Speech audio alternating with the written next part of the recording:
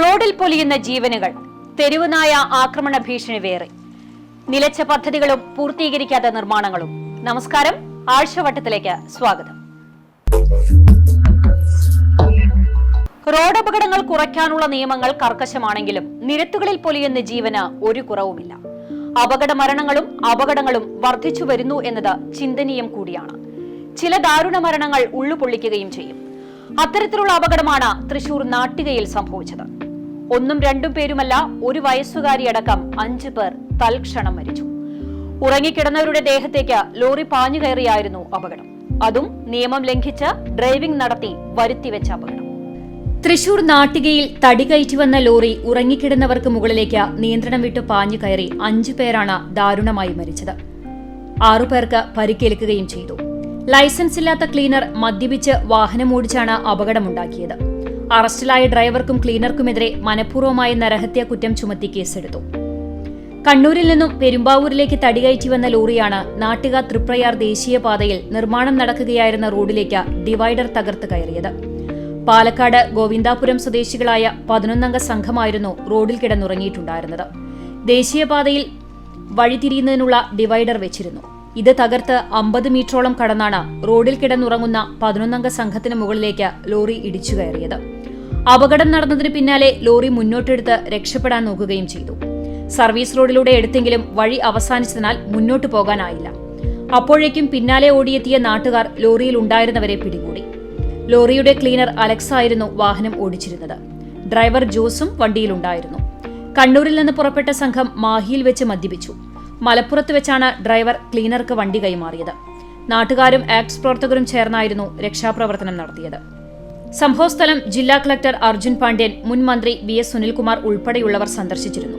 നിർഭാഗ്യകരമായ സംഭവമാണെന്നും അപകടത്തിൽ പരിക്കേറ്റ ആശുപത്രിയിലുള്ള 6 പേരിൽ 2 പേർക്ക് ഗുരുതരമാണെന്നും അറിയിച്ച മന്ത്രി കമ്മീഷണറും കളക്ടറും റിപ്പോർട്ട് സർക്കാരിന് നൽകേണ്ടതുണ്ടെന്നും പറഞ്ഞു. വണ്ടി ഓടിച്ചവരുടെ ഗുരുതര പിഴവാണ് അപകടത്തിനിടയാക്കിയത്. പോസ്റ്റ്മോർട്ടം പൂർത്തീകരിച്ച് സർക്കാർ തന്നെ മൃതദേഹം വീട്ടിലെത്തിച്ചു. സംസ്കാരത്തിനുൾപ്പെടെ സഹായങ്ങൾ നൽകും. മരണപ്പെട്ടവർക്കും ധനസഹായമുണ്ടാകും. കൂടുതൽ സഹായങ്ങളും പരിഗണിക്കുമെന്നും മന്ത്രി പറഞ്ഞു. ഇതിനിടെ അപകടത്തിൽ സമഗ്ര അന്വേഷണം നടത്തി റിപ്പോർട്ട് നൽകുവാനും അടിയന്തര നടപടി സ്വീകരിക്കുവാനും ഗതാഗത കമ്മീഷണർ നാഗരാജുവിന് ഗതാഗത വകുപ്പ് മന്ത്രി KB ഗണേഷ് കുമാർ നിർദ്ദേശം നൽകിയിട്ടുണ്ട്. മദ്യപിച്ച് വാഹനം ഓടിക്കുന്നത് കടുത്ത നിയമലംഘനമാണ്. ഇത് അറിയാത്തവരുമല്ല ഡ്രൈവർമാർ. നിയമലംഘനം കൊണ്ടും ശ്രദ്ധ കുറവുകൊണ്ടും നഷ്ടമായത് മറ്റു പലരുടെയും ജീവനാണ്. ഒന്നും അറിയാത്ത കൊച്ചു കുഞ്ഞിന്റെ ജീവനാണ്. നിയമങ്ങൾക്കും എല്ലാവർക്കും ഒരുപോലെ പാലിക്കാനുള്ളതാണ്. അല്ലാതെ പിഴത്തുക അടച്ച് തലയൂരാനുള്ളതാണ് നിയമമെന്ന് കരുതരുത്. പണത്തിനുമപ്പുറം തിരിച്ചു കിട്ടാത്ത ഒന്നാണ് ജീവൻ. അതും കൂടി മനസ്സിലാക്കണം. തെരുവുനായ ശല്യം രൂക്ഷമാണ്. നിരത്തിലിറങ്ങി നടക്കാൻ കഴിയാത്ത സ്ഥിതി. ദിനംപ്രതി യാത്രികർക്കും വീട്ടിലെ വളർത്തു മൃഗങ്ങൾക്ക് വരെ തെരുവുനായയുടെ ആക്രമണങ്ങൾ നേരിടുന്നുണ്ട്. ഇനി തെരുവുനായ്ക്കൾക്ക് പേവിഷബാധയേറ്റാലോ ആശങ്കകൾ വേറെയും. കാര്യങ്ങൾ ഇങ്ങനെയാണെന്നറിഞ്ഞിട്ടും തെരുവുനായ ശല്യത്തിന് പരിഹാരം കാണാൻ സർക്കാർ മുന്നോട്ട് വരാത്തത് പ്രതിഷേധങ്ങൾക്കും ഇടയാക്കുന്നുണ്ട്. കുട്ടികളും മുതിർന്നവരും ഉൾപ്പെടെ നിരവധി പേരാണ് തെരുവുനായ ആക്രമണത്തിന് ഇരയാകുന്നത്.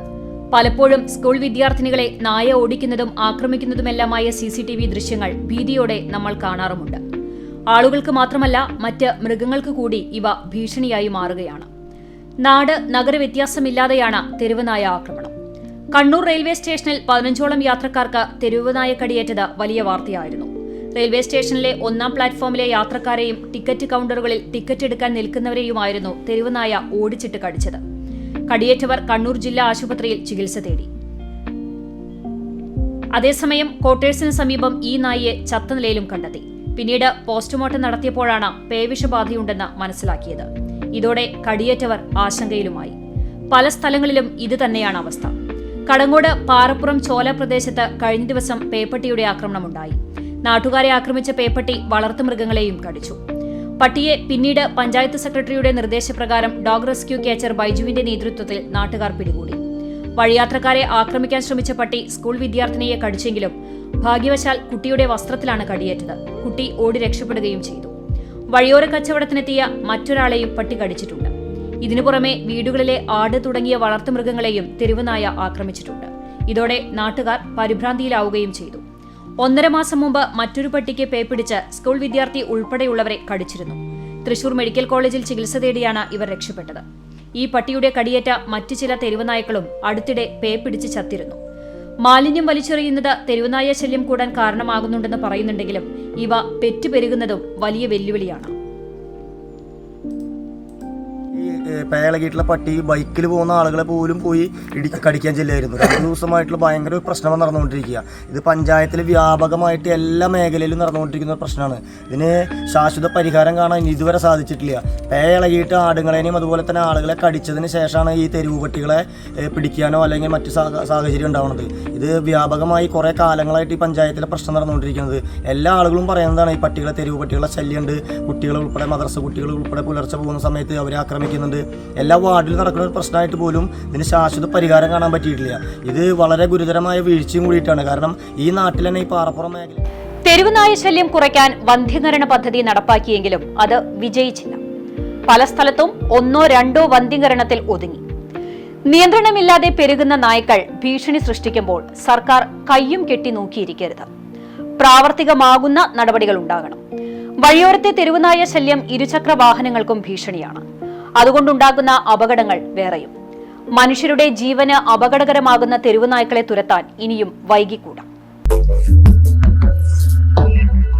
വർഷം 1 കഴിഞ്ഞിട്ടും പറഞ്ഞ വാക്ക് പാലിക്കാൻ സാധിക്കാത്തതിനാൽ ചില കൂട്ടർക്ക് ഉപകാരവും മറ്റു ചിലർക്ക് ഉപദ്രവവുമായി. പറഞ്ഞു വന്നത് ഗുരുവായൂർ മേൽപ്പാലത്തെക്കുറിച്ചാണ്. മേൽപ്പാലം പ്രാവർത്തികമാകുമ്പോൾ നടപ്പാക്കുന്ന പദ്ധതികൾ വിശാലമായിരുന്നെങ്കിലും സംഗതി ഒന്നും നടന്നില്ല. അവസാനം അവിടെ നാടോടികൾ കൈയടക്കി. അതോടെ ദുരിതത്തിലായി വ്യാപാരികളും. ഗുരുവായൂർ റെയിൽവേ മേൽപ്പാലത്തിന് താഴെ സൗന്ദര്യവൽക്കരണം നടത്തുമെന്ന പ്രഖ്യാപനം പാഴ്വാക്കായി. മേൽപ്പാലത്തിന് താഴെ ഭാഗം നാടോടികൾ താവളമാക്കുകയും ചെയ്തു. 2023 നവംബർ 14-നാണ് മേൽപ്പാലത്തിന്റെ ഉദ്ഘാടനം കഴിഞ്ഞത്.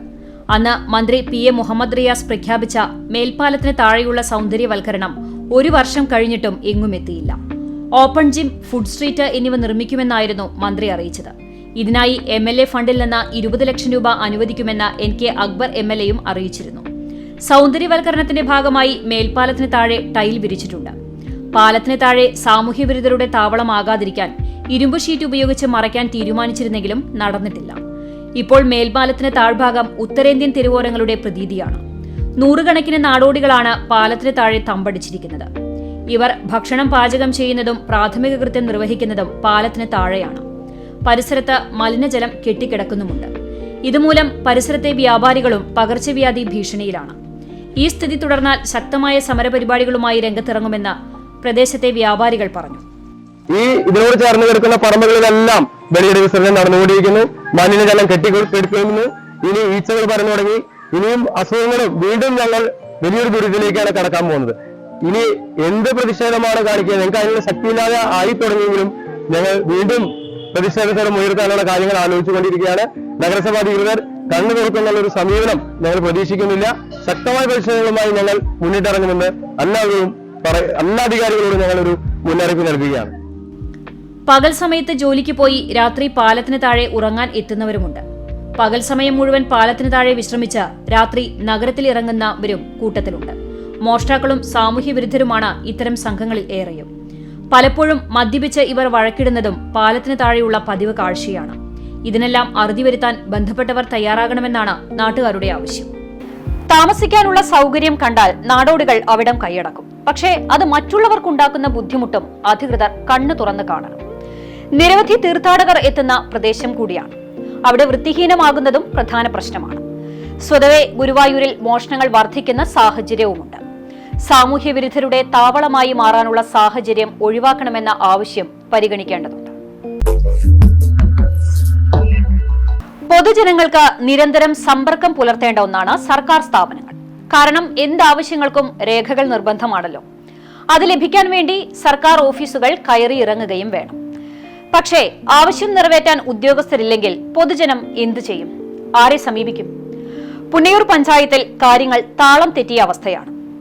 അസിസ്റ്റന്റ് എഞ്ചിനീയറുടെ അഭാവമാണ് ഇവിടെ പൊതുജനങ്ങൾക്ക് ബുദ്ധിമുട്ടാകുന്നത്. പുന്നയൂർക്കുളം പഞ്ചായത്തിൽ 1 മാസമായി അസിസ്റ്റന്റ് എഞ്ചിനീയർ ഇല്ല. ഓഫീസ് പ്രവർത്തനങ്ങളും താളം തെറ്റി. സാമ്പത്തിക വർഷം കഴിയാൻ 4 മാസം മാത്രം ബാക്കി നിൽക്കെ മുൻ വർഷം പൂർത്തിയാക്കാത്തത് ഉൾപ്പെടെ 104 പദ്ധതികളാണ് ഇനിയും പൂർത്തിയാകാനുള്ളത്. കഴിഞ്ഞ മാസം അവസാനമാണ് അസിസ്റ്റന്റ് എഞ്ചിനീയർ 3 മാസത്തെ അവധിയിൽ പ്രവേശിച്ചത്. ജോലിഭാരവും നിരന്തര പരാതികളും വിവരാവകാശ അപേക്ഷകളും രാഷ്ട്രീയ വടംവലികളുമാണ് അവധിയിൽ പോകാൻ കാരണമെന്നാണ് സൂചന. ഈ സ്ഥിതിയിലായിട്ട് മാസമായിട്ടും പകരം നിയമനമായിട്ടില്ല. നിലവിൽ 2nd, 3rd ഗ്രേഡ് ഓവർസിയർമാരും ക്ലർക്കുമാണുള്ളത്. വനിതകളായ 3 പേരും ജോലിയിൽ തുടക്കക്കാരാണ്. സർവീസിൽ പ്രവേശിച്ച് 1 മാസം പോലും ആകാത്ത 2nd ഗ്രേഡ് ഓവർസിയർക്കാണ് അസിസ്റ്റന്റ് എഞ്ചിനീയറുടെ ചുമതല നൽകിയിട്ടുള്ളത്. ജീവനക്കാരുടെ പരിചയക്കുറവും മാർഗനിർദ്ദേശം നൽകാൻ മേലധികാരിയില്ലാത്തതും ഓഫീസ് പ്രവർത്തനത്തെ തകിടം മറിച്ചു. പഞ്ചായത്ത് ഭരണസമിതി മെമ്പർമാർ എന്നിവർക്ക് പുറമെ നിർമ്മാണ പെർമിറ്റ്, കെട്ടിട നമ്പറിംഗ് ഉൾപ്പെടെയുള്ള ആവശ്യവുമായി പൊതുജനത്തിന്റെ സമ്മർദ്ദം കൂടിയാകുന്നതോടെ ഒന്നും നടക്കാത്ത അവസ്ഥയാണ്. റീടാറിംഗ്, അറ്റകുറ്റപ്പണി, ഇന്റർലോക്ക് കട്ടവിരിക്കൽ ഉൾപ്പെടെ 23 പ്രവൃത്തിക്ക് കഴിഞ്ഞ ദിവസം ടെൻഡർ വിളിച്ചെങ്കിലും പകുതിയിൽ താഴെ മാത്രമാണ് കരാറായത്. ബാക്കി വീണ്ടും ടെൻഡർ വിളിക്കണം. സ്കൂൾ, അങ്കണവാടി, ആരോഗ്യ കേന്ദ്രങ്ങൾ എന്നിവിടങ്ങളിലെ നിർമ്മാണങ്ങൾ, അറ്റകുറ്റപ്പണികൾ എന്നിവ എസ്റ്റിമേറ്റ് തയ്യാറാക്കൽ, ടെൻഡർ എഗ്രിമെന്റ് ഉൾപ്പെടെയുള്ള നടപടികൾ പൂർത്തിയാകാനുണ്ട്. ഇതിനു പുറമെ ലൈഫ്, PMAY പദ്ധതി പ്രകാരം 200-ലധികം വീടുകൾക്ക് അടിയന്തരമായി നിർമ്മാണ പെർമിറ്റ് നൽകണം. നിർമ്മാണത്തിലുള്ള വീടുകളുടെ വാല്യുവേഷൻ നൽകേണ്ടതും എഞ്ചിനീയറിംഗ് വിഭാഗമാണ്. അതേസമയം തുടർച്ചയായി 3 മാസം അവധിയിൽ പോകുന്ന എഞ്ചിനീയർമാരുടെ പകരത്തിന് താൽക്കാലിക നിയമനം നടത്തുവാനുള്ള അധികാരം പഞ്ചായത്തിനുണ്ട്. ജില്ലാ പഞ്ചായത്തിൽ യോഗ്യരായ എഞ്ചിനീയർമാരുടെ എംപാനൽ ലിസ്റ്റിൽ നിന്നും ഇത്തരക്കാരെ കണ്ടെത്താൻ കഴിയും. അവധിക്ക് പോയ ഉദ്യോഗസ്ഥൻ വരുന്നതുവരെ കാത്തിരിക്കാതെ എത്രയും പെട്ടെന്ന് പുതിയ ഉദ്യോഗസ്ഥനെ നിയോഗിക്കണമെന്നാണ് നാട്ടുകാരുടെ അപേക്ഷ. ലിസ്റ്റിൽ ഉൾപ്പെട്ട സർക്കാരിന്റെ വിളിയും കാത്തിരിക്കുന്ന എത്രയോ ഉദ്യോഗാർത്ഥികളുണ്ട്. അവരെ കണ്ടില്ലെന്ന് നടിക്കുകയാണോ എന്ന് സംശയിക്കുന്നതിൽ തെറ്റു പറയാനാവില്ല. പല സർക്കാർ ഓഫീസുകളിലും ജീവനക്കാരുടെ അഭാവം പൊതുജനങ്ങൾക്ക് വിനയാകുന്നുണ്ട്. സർക്കാരാണ് ഇക്കാര്യത്തിൽ സത്വര നടപടികൾ എടുക്കേണ്ടത്. ജനങ്ങൾ കയറിയിറങ്ങി ചെരുപ്പ് തേയേണ്ട അവസ്ഥ ഉണ്ടാകരുത്. അങ്ങനെ പുലർച്ചക്കള്ളൻ വലയിലായി. ഗുരുവായൂർ ക്ഷേത്ര പരിസരത്തെ മോഷണം സ്ഥിര സംഭവമായിരുന്നു. സ്വർണവും പാത്രങ്ങളും തുടങ്ങി നാളികേരം വരെ കട്ടുകൊണ്ടുപോകുന്നതായിരുന്നു പുള്ളിയുടെ രീതി. പോലീസുകാർ ഇരുട്ടിൽ തപ്പുക എന്നല്ലാതെ ഒരു പിടിയും കിട്ടിയില്ല. ഒടുവിൽ വീട്ടിൽ സ്ഥാപിച്ച CCTV ക്യാമറയിൽ മോഷ്ടാവിന്റെ ദൃശ്യം പതിഞ്ഞതോടെ പോലീസിന് കച്ചിത്തുരുമ്പായി. അങ്ങനെ ആളെ പൊക്കി പോലീസ്. ഗുരുവായൂരിൽ നാട്ടുകാരുടെ ഉറക്കം കെടുത്തിയ മോഷ്ടാവ് ഒടുവിൽ പോലീസ് പിടിയിലായി. 2 മാസത്തിനിടയിൽ 20ഓളം പവൻ സ്വർണമാണ് ഇയാൾ കവർന്നത്. ഇതിൽ 10 പവനോളം പോലീസ് കണ്ടെടുത്തു. മലപ്പുറം താനൂർ സ്വദേശി മൂർക്കാടൻ പ്രദീപിനെയാണ് Guruvayur ACP PK Biju, SHO G Ajaykumar, SI K ഗിരി എന്നിവരുടെ നേതൃത്വത്തിലുള്ള പോലീസ് സംഘം പിടികൂടിയത്. നിരവധി വീടുകളിൽ മോഷണത്തിന് ശ്രമിച്ചിരുന്നു. മോഷണത്തിനു ശേഷം കോഴിക്കോട്ടേക്ക് പോവുകയും ധൂർത്തടിക്കുകയുമാണ് പതിവ്. പുലർച്ചെ മോഷണം നടത്തി മടങ്ങുന്നതിനാൽ പോലീസിന് പ്രതിയെക്കുറിച്ച് യാതൊരു തുമ്പും കിട്ടിയിരുന്നില്ല. നവംബർ 20-ന് മോഷണത്തിനെത്തിയ സമയത്ത് CCTVയിൽ പതിഞ്ഞിരുന്നു. ഇതാണ് നിർണായക തെളിവായത്. മോഷണം നടത്തി മടങ്ങുമ്പോൾ തിരുവെങ്കിടം ചീരോത്ത് സന്തോഷിന്റെ ബൈക്കുമായാണ് പ്രതി രക്ഷപ്പെട്ടത്. ഈ ബൈക്ക് പൊന്നാനിയിൽ വെച്ചതിനു ശേഷം അവിടെ നിന്ന് മറ്റൊരു ബൈക്ക് മോഷ്ടിച്ചിരുന്നു. ഇതേ തുടർന്ന് നടത്തിയ അന്വേഷണമാണ് പ്രതിയിൽ എത്തിയത്. ഇയാൾക്കെതിരെ വിവിധ ജില്ലകളിലായി 12ഓളം മോഷണ കേസുകളുണ്ടെന്നും പോലീസ് പറഞ്ഞു. 6 മാസം മുമ്പാണ് ഇയാൾ ജയിലിൽ നിന്നിറങ്ങിയത്. മോഷ്ടിച്ച 83 ഗ്രാം സ്വർണം പോലീസ് ഇയാളിൽ നിന്നും കണ്ടെടുത്തു. മോഷണ വസ്തുക്കൾ വിൽപ്പന നടത്തുന്നതിന് സഹായിച്ചയാളെക്കുറിച്ചും പോലീസിന് കൃത്യമായ വിവരം ലഭിച്ചിട്ടുണ്ട്. മോഷണം നടത്തിയ സ്ഥലങ്ങളിലും റെയിൽവേ സ്റ്റേഷനിലും തെളിവെടുപ്പ് നടത്തി. 1-2 2 മാസത്തിനിടെ ഗുരുവായൂർ പരിസരത്ത് നിന്ന് 20 പവനാണ് പ്രതി മോഷ്ടിച്ചത്. പരാതികൾ പെരുകിയപ്പോഴും പോലീസ് അന്വേഷണം ഊർജിതമല്ലെന്നും പരാതി ഉയർന്നിരുന്നു. എന്തായാലും മോഷണത്തിന്റെ കാര്യത്തിൽ ഇനി അല്പം ശമനമാകുമെന്ന് പ്രതീക്ഷിക്കാം. CCTV ദൃശ്യങ്ങൾ ലഭിച്ചതുകൊണ്ട് പോലീസ് മാനം കാത്തു. മണ്ണിൽ വിയർപ്പൊഴുക്കി പണിയെടുത്താലും ഒടുവിൽ പലപ്പോഴും നഷ്ടത്തിൽ കലാശിക്കുന്നതാണ് കർഷകരുടെ അവസ്ഥ. കാലാവസ്ഥാ വ്യതിയാനമാണ് കർഷകർക്ക് തിരിച്ചടിയാകാറുള്ളതെങ്കിലും ഇത്തവണ നെൽച്ചെടികളിൽ പടർന്നു പിടിക്കുന്ന രോഗബാധയാണ് കർഷകർക്ക് വിനയാകുന്നത്. അതും ഏക്കർ കണക്കിന് നെൽവയലിലാണ് രോഗം കാണുന്നത്. മരുന്നടിച്ചിട്ടും പ്രയോജനമില്ലാതായതോടെ ഇറക്കിയ കൃഷി വീണ്ടും നഷ്ടമാകുമോ എന്ന ആശങ്കയിലാണ് കർഷകർ. എരുമപ്പെട്ടി പഞ്ചായത്തിലെ കരിയണ്ണൂർ പാടശേഖരത്തിലും വേലൂർ പഞ്ചായത്തിലെ പഴവൂർ പാടശേഖരത്തിലുമാണ് കൃഷി കർഷകർക്ക് ആശങ്കയാകുന്നത്. എരുമപ്പെട്ടിയിൽ നെൽവയലുകളിൽ കാളീച്ചയുടെ ആക്രമണം രൂക്ഷമാണ്. 60 ഏക്കറോളം വരുന്ന പാടശേഖരത്തിലെ നെൽച്ചെടികൾ ഇതോടെ നാശത്തിന്റെ വക്കിലായി. നടിയിൽ കഴിഞ്ഞ 9 ദിവസം വളർച്ചയെത്തിയ നെൽച്ചെടികളിലാണ് രോഗം പടർന്നു പിടിക്കുന്നത്. നെൽച്ചെടികളിൽ വെള്ളക്കൂമ്പ് വരികയും കതിരിടാൻ കഴിയാത്ത അവസ്ഥയുമാണ്. ഇതിനു പുറമെ ഓലച്ചുരുട്ടിപ്പുഴുവിന്റെ ആക്രമണവും ഇലകരിച്ചിൽ രോഗവും അനുഭവപ്പെടുന്നുണ്ട്. കൃഷി ഓഫീസർ AV വിജിതയുടെ നേതൃത്വത്തിൽ ഉദ്യോഗസ്ഥരെത്തി പരിശോധന നടത്തി. എരുമപ്പെട്ടിയിലെ വിവിധ പാടശേഖരങ്ങളിലും നെൽച്ചെടികളിലും ഇത്തരത്തിലുള്ള രോഗങ്ങൾ കാണുന്നുണ്ടെന്ന് കൃഷി ഓഫീസർ പറഞ്ഞു. ഇവിടെ പാടങ്ങളിൽ നല്ലോണം ഗാളിച്ചയുടെ ആക്രമണമുണ്ട്. അതിന് കർഷകർക്ക് മരുന്ന് പറഞ്ഞു കൊടുക്കുന്നുണ്ട്. പിന്നെ നമ്മുടെ എരുമപ്പെട്ടിയിലത്തെ പാടശേഖരങ്ങളിൽ നല്ലോണം ഓലച്ചുരുട്ടിപ്പുഴുവിൻ്റെയും ബാക്ടീരിയൽ ഇലകരിച്ചിലും കാണപ്പെടുന്നുണ്ട്. അപ്പോൾ നമ്മൾ യൂണിവേഴ്സിറ്റീനെ വന്ന് ലെറ്റർ മുഖാന്തരം അറിയിക്കുന്നുണ്ട്. അവിടുന്ന് സയൻറ്റിസ്റ്റുകളും കൂടി വന്നിട്ട് ഫീൽഡ് പരിശോധന നടത്തിയിട്ട് ഒരു കർഷകർക്ക് നിർദ്ദേശം നൽകുന്നതാണ്. കൃഷി വകുപ്പിന്റെ നിർദ്ദേശപ്രകാരം 2 തവണ മരുന്നടിച്ചിട്ടും രോഗം പടരുന്നത് തടയാൻ കഴിയുന്നില്ലെന്ന് കർഷകർ പറയുന്നു. 30 കർഷകരാണ് കരിയന്നൂർ പാടശേഖരത്തിൽ കൃഷി ചെയ്യുന്നത്. നെൽകൃഷി ചുരുങ്ങിവരുന്ന കാലഘട്ടത്തിൽ കടം വാങ്ങിയും പാട്ടത്തിനെടുത്ത വയലുകളിലുമാണ് ഭൂരിഭാഗം കർഷകരും കൃഷി ഇറക്കിയിട്ടുള്ളത്. രോഗം തടയാൻ കഴിയാത്തത് വൻ കൃഷിനാശമുണ്ടാക്കുമെന്ന ആശങ്കയിലാണ് കർഷകർ. കാളീച്ച എന്നുള്ള ഒരു അസുഖമാണ് പറഞ്ഞത്. ചെറിയ പ്രാണികൾ വന്ന് ഇതിൻ്റെ അടിയിലിരുന്ന് അത് നെല്ലിനെ ആക്രമിക്കുന്ന ഒരു പുതിയൊരു തരം അസുഖമാണ് കണ്ടുവരുന്നത്.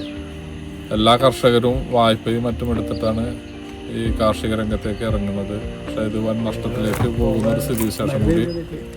അതുകൊണ്ട് കൃഷി ഡിപ്പാർട്ട്മെൻറ്റും പഞ്ചായത്തും തദ്ദേശ സ്വയംഭരണ സ്ഥാപനങ്ങളൊക്കെ ഇതിന് പ്രത്യേക ശ്രദ്ധ പതിപ്പിച്ച് കൃഷിക്കാർക്ക് വേണ്ടുന്ന സഹായങ്ങൾ ചെയ്തു തരണമെന്നാണ് കർഷകർക്ക് ഉള്ള അഭിപ്രായം. അതുകൊണ്ട് സർക്കാരിൻ്റെയും മറ്റ് സ്ഥാപനങ്ങളുടെയും പ്രത്യേക ശ്രദ്ധ ഇക്കാര്യത്തിൽ ഉണ്ടാവണം എന്നാണ് പറയാനുള്ളത്. വേലൂർ പഞ്ചായത്തിലെ പഴവൂർ പാടശേഖരത്തിൽ 12 ഏക്കർ നെൽവയലിലാണ് പുഴുശല്യം ബാധിച്ചിട്ടുള്ളത്. നെൽച്ചെടിയുടെ കട മുതൽ തണ്ടും ഓലകളും കരിഞ്ഞുണങ്ങി നശിക്കുകയാണ്. പുഴുക്കേടാണ് നെൽച്ചെടികളെ ബാധിച്ചിരിക്കുന്നതെന്ന് സന്ദർശനം നടത്തിയ കൃഷിവകുപ്പ് ഉദ്യോഗസ്ഥർ അറിയിച്ചു. 2ഉം 3ഉം തവണകളായി കീടനാശിനി തെളിയിച്ചെങ്കിലും ഫലപ്രദമാകുന്നില്ല. 25 ഏക്കർ വരുന്ന പാടശേഖരത്തിൽ 12 ഏക്കറോളം വരുന്ന നെൽവയലുകളിലാണ് രോഗം പടർന്നിട്ടുള്ളത്. ഭൂരിഭാഗം കർഷകരും പാട്ടത്തിനെടുത്താണ് കൃഷി ചെയ്തിട്ടുള്ളത്. ഡിസംബർ അവസാനത്തോടെ കൊയ്ത്താണ് നടത്തേണ്ടത്. എന്നാൽ നെൽച്ചെടികൾ കരിഞ്ഞുണങ്ങിയും ചീഞ്ഞും നശിക്കുന്നത് ഭീമമായ നഷ്ടമാണ് കർഷകർക്കുണ്ടാക്കുക. കാലാവസ്ഥയും കാട്ടുപന്നി ശല്യവും ഒടുവിൽ രോഗബാധയും കൂടിയായപ്പോൾ കർഷകരുടെ കൃഷി പ്രതിസന്ധിയിലായി. ലാഭം പ്രതീക്ഷിച്ചാണ് പല കർഷകരും കടമെടുത്ത് പോലും കൃഷിയിറക്കുന്നത്. ഇത്തരത്തിൽ രോഗബാധ പടർന്നു പിടിക്കുക മാത്രമല്ല, മരുന്ന് പ്രയോഗിച്ചിട്ടും ഫലമില്ലാതാകുമ്പോൾ കർഷകരുടെ നെഞ്ചിൽ തീയാണ്. ഇനി എന്തു ചെയ്യുമെന്ന ആശങ്കയാണ്. കൃഷി വകുപ്പിൽ നിന്നും തക്കതായ സഹായം ലഭിച്ചാൽ മാത്രമേ കൃഷി തുടർന്നു കൊണ്ടുപോകാൻ സാധിക്കുകയുള്ളൂ എന്ന അവസ്ഥയിലാണ് കർഷകർ. നിർമ്മാണം നിലച്ചതോടെ കുട്ടികൾക്ക് പഠിക്കാനുള്ള ഇടം കാർ ഷെഡായി മാറി. വലിയ വാഗ്ദാനങ്ങളോടെയാണ് അംഗൻവാടിയുടെ നിർമ്മാണ പ്രവർത്തനങ്ങൾ ആരംഭിച്ചതെങ്കിലും പണി പൂർത്തിയാക്കാൻ ആർക്കും ശുഷ്കാന്തിയില്ല. മഹാത്മാഗാന്ധി ഗ്രാമീണ തൊഴിലുറപ്പ് പദ്ധതിയും ജില്ലാ പഞ്ചായത്തും സംയുക്തമായായിരുന്നു അംഗൻവാടിയുടെ നിർമ്മാണം ഏറ്റെടുത്തിരുന്നത്. പുന്നേർകുളം പഞ്ചായത്തിലെ 6ാം വാർഡ് ഉപ്പുങ്ങൽ 21ാം നമ്പർ അംഗൻവാടിയാണ് ഇപ്പോൾ നിർമ്മാണം നിലച്ച നിലയിൽ കുട്ടികൾക്ക് വിനയായി മാറുന്നത്. ഭരണസമിതിയുടെ 3ാം വാർഷികത്തിന്റെ ഭാഗമായി പഞ്ചായത്തിൽ പൂർത്തീകരിച്ചതും നടപ്പിലാക്കുന്നതുമായ പദ്ധതികളിൽ നിന്നും 30 പദ്ധതികളുടെ ഉദ്ഘാടനങ്ങൾ 2023 ഡിസംബർ മുതൽ 2024 ഫെബ്രുവരി വരെ നടത്തുന്നതിന്റെ ഭാഗമായാണ് ഉപ്പുങ്ങൽ 21ാം നമ്പർ അംഗൻവാടി നിർമ്മാണ ഉദ്ഘാടനം നടത്തിയത്. 2023 ഡിസംബർ 23-നായിരുന്നു നിർമ്മാണ പ്രവർത്തനങ്ങളുടെ ഭാഗമായി തറക്കല്ലിടൽ കർമ്മം നടന്നത്. സ്മാർട്ട് നിലവാരത്തിലേക്ക് ഉയർത്തുന്ന അങ്കണവാടിക്ക് അരിമ്പനയിൽ പരേതനായ ആലുഹാജിയുടെ സ്മരണാർത്ഥം അരിമ്പനയിൽ സുലൈമാനാണ് 10 അടി വഴിയോടുകൂടി 4 സെന്റ് സ്ഥലം സൗജന്യമായി നൽകിയത്. കുരുന്നുകൾക്ക് ആദ്യാക്ഷരം പകർന്നു നൽകാനും അവരെ ഉല്ലാസഭരിതമാക്കാനും ആധുനിക സൗകര്യങ്ങൾ ഒരുക്കുന്നതിനുമായി ജില്ലാ പഞ്ചായത്ത് ആരോഗ്യ വിദ്യാഭ്യാസ സ്റ്റാൻഡിംഗ് കമ്മിറ്റി ചെയർമാൻ റഹീം വീട്ടിപ്പറമ്പലിന്റെ ഡിവിഷൻ ഫണ്ടിൽ നിന്നും അനുവദിച്ച തുകയും ദേശീയ ഗ്രാമീണ തൊഴിലുറപ്പ് പദ്ധതി ഫണ്ടും സംയുക്തമായി 14.85 ലക്ഷം രൂപ ഉപയോഗിച്ചാണ് സ്മാർട്ട് അങ്കണവാടി പണിയുന്നത്. 690 സ്ക്വയർ ഫീറ്റിൽ ഒറ്റ നിലയിൽ sit-out, kitchen, store, toilet എന്നിവയോടുകൂടിയാണ് anganwadi നിർമ്മിക്കാൻ ഉദ്ദേശിച്ചിട്ടുള്ളത്. എന്നാൽ 11 മാസം കഴിഞ്ഞിട്ടും തറപ്പണി മാത്രമാണ് പൂർത്തിയായിട്ടുള്ളത്. ഇതിനു മുകളിൽ പാഴ്ചെടികൾ വളർന്ന് കാടുപിടിച്ചു കിടക്കുന്ന അവസ്ഥയാണ്. ഇതിലേക്ക് നൽകിയ 10 സെന്റ് വഴി ഏതെന്ന് പോലും തിരിച്ചറിയാൻ കഴിയാത്ത അവസ്ഥയിലാണ് നിലവിലുള്ളത്. ആദ്യം ഉപ്പുങ്ങൽ LP സ്കൂളിൽ പ്രവർത്തിച്ചിരുന്ന അങ്കണവാടി സ്കൂളിൽ KG ക്ലാസുകൾ ആരംഭിച്ചതോടെ തൊട്ടടുത്തുള്ള സ്വകാര്യ വ്യക്തിയുടെ വീടിന്റെ കാർപോർച്ചിലാണ് ഇപ്പോൾ പ്രവർത്തനം നടത്തിക്കൊണ്ടിരിക്കുന്നത്. അങ്കണവാടി ജീവനക്കാരുടെ ശ്രമഫലമായാണ് താൽക്കാലികമെങ്കിലും അടച്ചുറപ്പുള്ള ഒരു നിലയിലാക്കിയിട്ടുള്ളത്. എന്നാൽ ഇതിലേക്ക് വൈദ്യുതി ബന്ധം സ്ഥാപിച്ചിട്ടില്ല. ഇതുമൂലം കുരുന്നുകൾക്ക് വളരെയധികം ബുദ്ധിമുട്ടുകളാണ് ഉണ്ടായിക്കൊണ്ടിരിക്കുന്നത്. വീടിന്റെ മുൻവശമായതിനാൽ ഇവിടെ വെച്ച് ഭക്ഷണം പാചകം ചെയ്യുവാനോ മറ്റും കഴിയാത്ത അവസ്ഥയാണുള്ളത്. വീടിന്റെ പുറകുവശത്തുള്ള മറ്റൊരു ഷെഡിലാണ് നിലവിൽ ഭക്ഷണം പാകം ചെയ്യുന്നത്. ഇത് ജീവനക്കാർക്കും വളരെയേറെ പ്രയാസമുണ്ടാക്കുന്നു. പരിമിതികൾ ഏറെയുള്ളതിനാൽ കുട്ടികളെ രക്ഷിതാക്കൾ അങ്കണവാടിയിലേക്ക് ഇപ്പോൾ പറഞ്ഞുവിടാൻ താല്പര്യം കാണിക്കുന്നില്ല എന്നതാണ് വാസ്തവം. പുനേർകുളം പഞ്ചായത്തിൽ തന്നെ വിവിധ വാർഡുകളിൽ നിർമ്മാണ ഉദ്ഘാടനം കഴിഞ്ഞ പല അങ്കൺവാടികളും ഏതാണ്ട് നിർമ്മാണം പൂർത്തിയായ അവസ്ഥയാണ്. കുരുന്നുകൾക്ക് ആദ്യാക്ഷരം പകർന്നു നൽകാനും അവരെ ഉല്ലാസഭരിതമാക്കാനുമെല്ലാമായിട്ടാണല്ലോ ആധുനിക സൗകര്യങ്ങൾ ഇത്തരത്തിലുള്ള അങ്കൺവാടികളിൽ ഒരുക്കുന്നത്. നല്ല ഉദ്ദേശം തന്നെയാണ്.